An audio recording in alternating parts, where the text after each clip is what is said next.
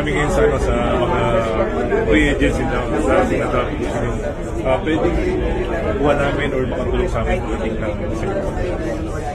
Ako to confirm lang po si Sisi tsaka si Cherry po available po ba sa inyo or yung national team? Sa ngayon, ang alam ko is sa national team lang sila. Pero nag-request kami sa kanila na kung pwede sana kapag tapos na yung mga liga nila, pwede na sila ulit ng laro sa akin. Sisimulan niyo po yung conference po na baka wala mo na po. Yes, talagang sure na yan kasi ang laro talaga nila is July and August na CBD kaya sigurado mawawala siya. Maasa na lang kami na matapos agad yung CBD then anytime na may abot kami dun sa invitation, magkalo. Coach, update na lang po siguro kay na Des, kay Nakat kasi hindi sila nakapag-discuss. Ngayon si Des, nag-start na rin siyang training pero siyempre sobrang baba ng